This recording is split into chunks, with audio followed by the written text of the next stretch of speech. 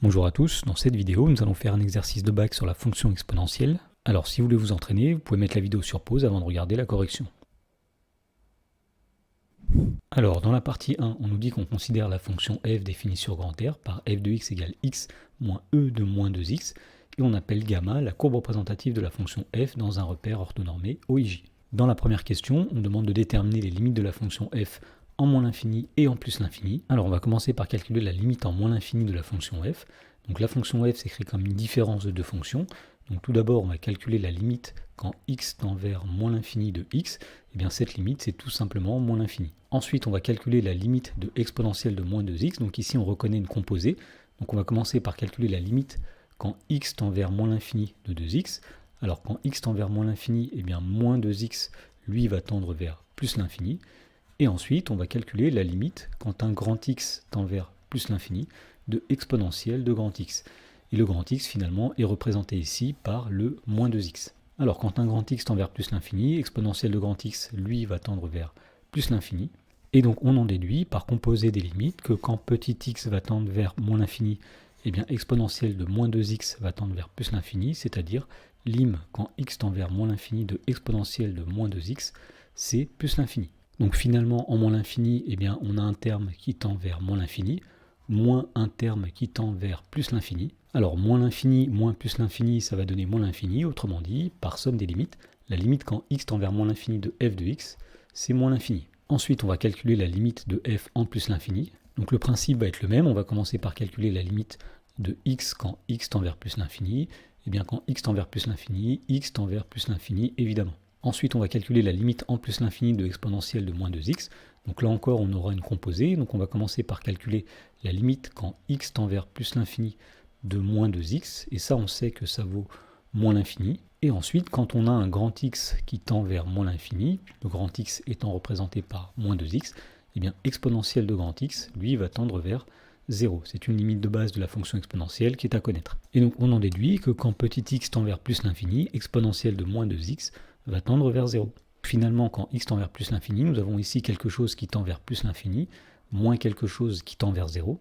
Donc on en déduit, par somme des limites, que la limite quand x tend vers plus l'infini de f de x, c'est plus l'infini.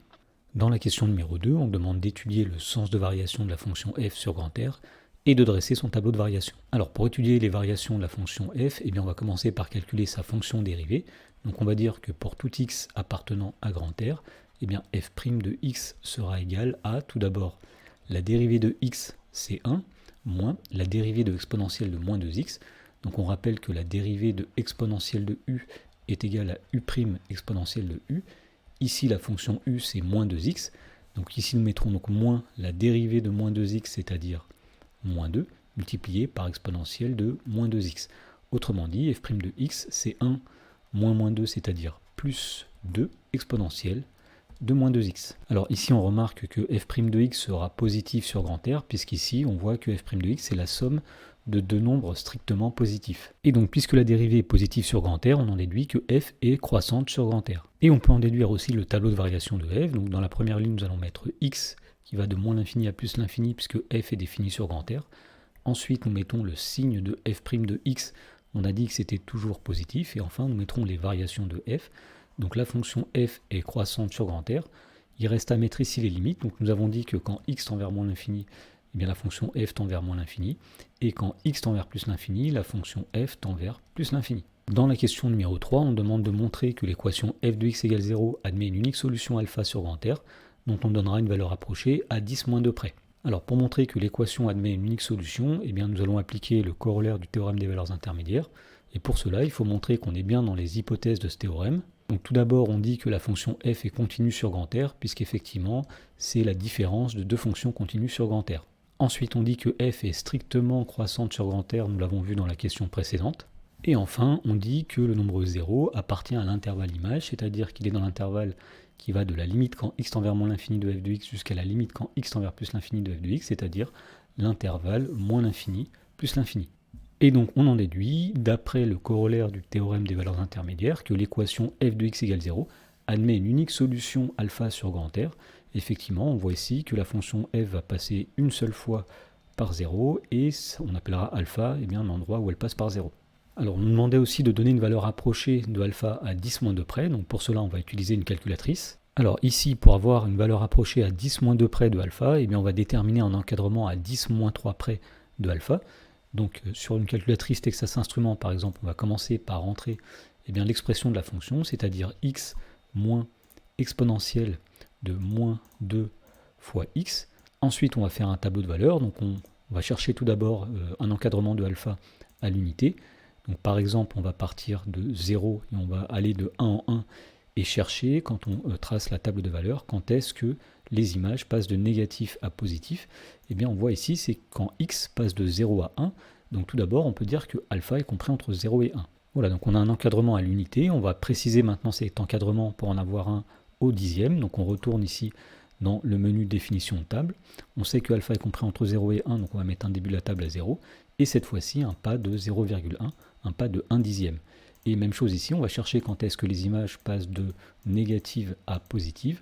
C'est ici, c'est quand x passe de 0,4 à 0,5. Donc alpha est compris entre 0,4 et 0,5. Donc on va affiner cet encadrement. Donc on retourne ici dans le menu définition de table.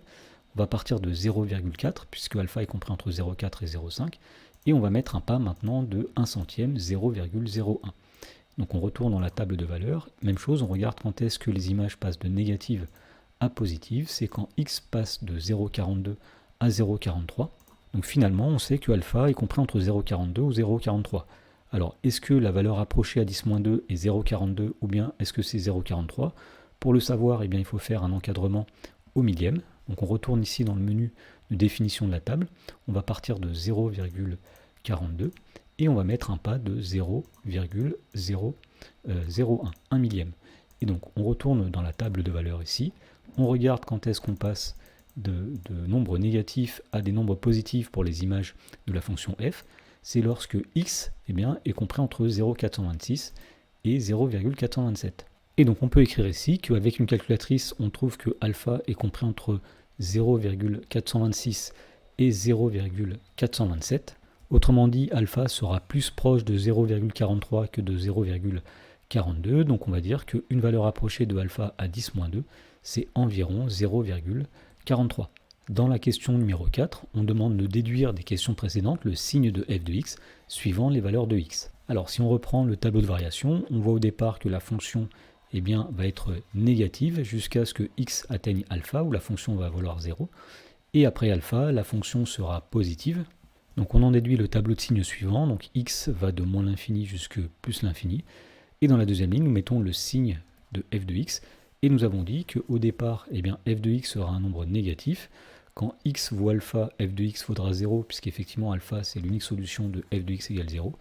Et quand x est plus grand que alpha, nous voyons que la fonction devient positive, donc ici nous mettrons un plus.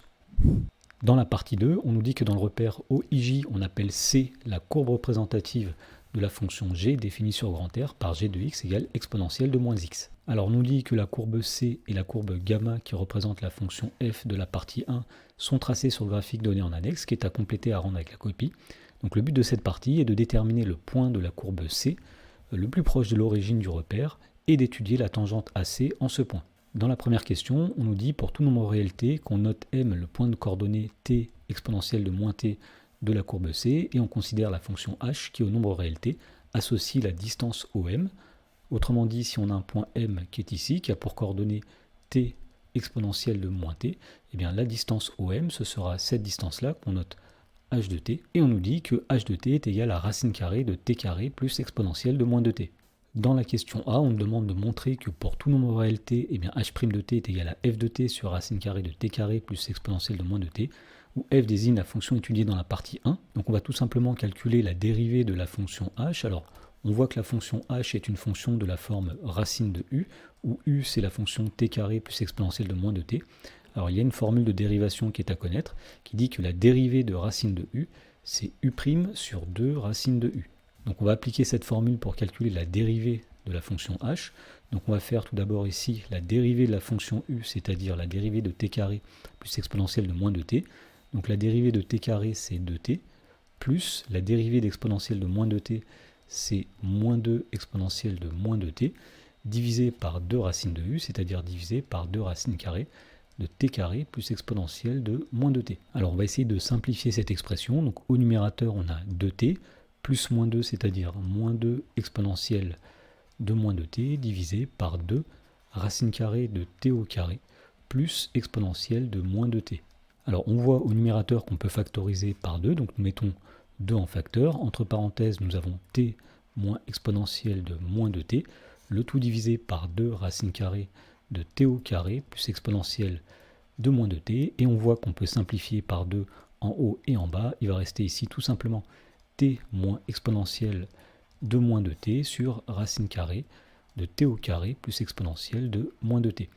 Et ici, nous reconnaissons effectivement f de t, donc h' de t, c'est f de t divisé par racine carrée de t au carré plus exponentielle de moins 2t.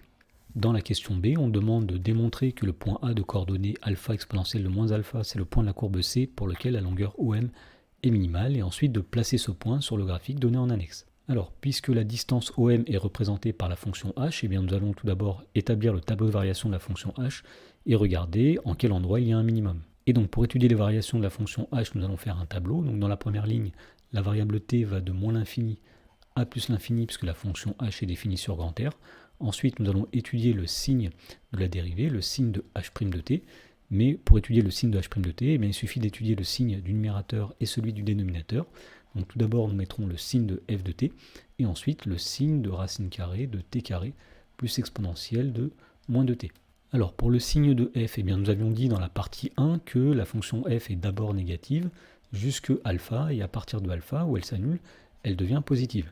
Ensuite, l'expression racine carrée de t carré plus exponentielle de moins 2t est toujours positive, donc on en déduit que h' de t, d'après la règle des signes, est d'abord négatif, plus par moins, ça donne moins, et ensuite positif, puisque plus par plus, ça donne plus. Et donc maintenant qu'on a le signe de la dérivée, on en déduit les variations de la fonction h, donc puisque la dérivée est négative sur l'intervalle moins l'infini, alpha, la fonction h est décroissante sur cet intervalle, et puisque la dérivée est positive sur l'intervalle alpha plus l'infini, la fonction h est croissante sur cet intervalle.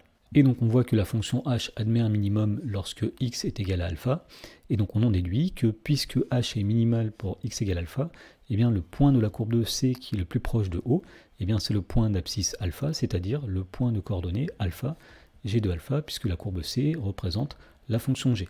Et puisque la fonction g est définie par g de x égale exponentielle de moins x, eh bien ce point le plus proche de O, c'est le point de coordonnées alpha exponentielle de moins alpha. Alors on demandait de placer ce point sur le graphique, donc on sait que le point A, eh bien, c'est le point de la courbe C qui a pour abscisse alpha, donc il s'agit eh bien, de repérer le nombre alpha ici en abscisse, mais on sait que alpha, eh bien, c'est la solution de l'équation f de x égale 0, et comme nous avons ici eh bien, la fonction f qui est représentée par la courbe gamma, eh bien, on voit que la courbe gamma coupe l'axe des abscisses ici, ce qui veut dire que alpha eh bien, est situé ici. Et donc on en déduit que le point de la courbe C qui a pour abscisse alpha, eh bien, ce sera le point grand A qui est situé ici. Et donc ici, nous avons la distance la plus courte d'un point situé sur la courbe C par rapport à l'origine du repère. Dans la question 2, on nous dit qu'on appelle grand T la tangente en A à la courbe C, et dans la question A, on demande d'exprimer en fonction de alpha le coefficient directeur de la tangente T. Alors, étant donné que le point A a pour abscisse alpha, eh bien le coefficient directeur de la tangente T, on sait que c'est le nombre dérivé en alpha, c'est-à-dire g' de alpha.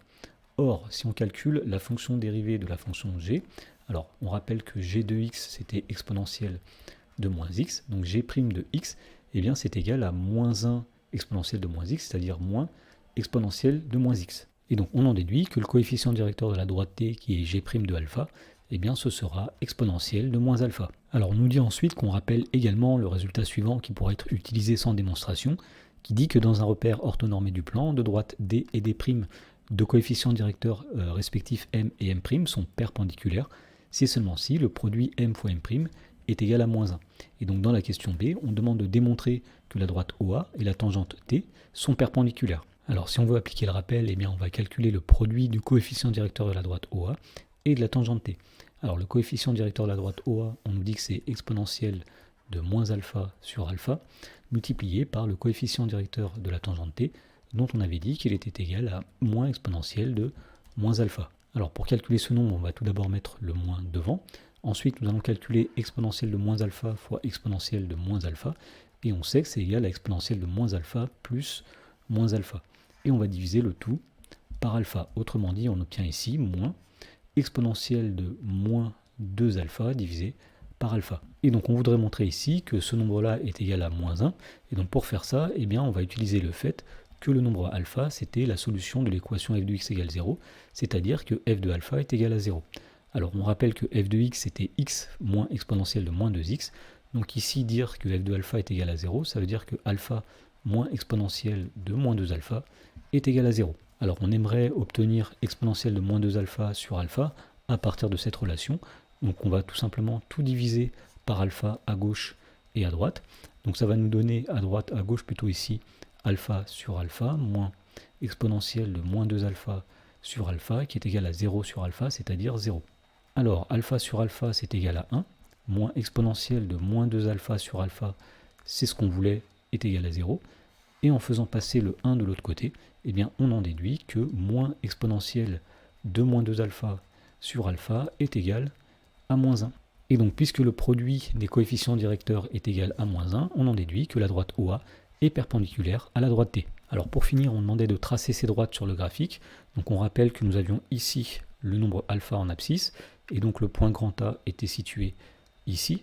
Alors on peut commencer par tracer tout simplement la droite OA, puisque c'est la droite qui passe par le point O et par le point A. Et ensuite, on peut tracer la tangente T en traçant la droite perpendiculaire à la droite OA, passant par 1.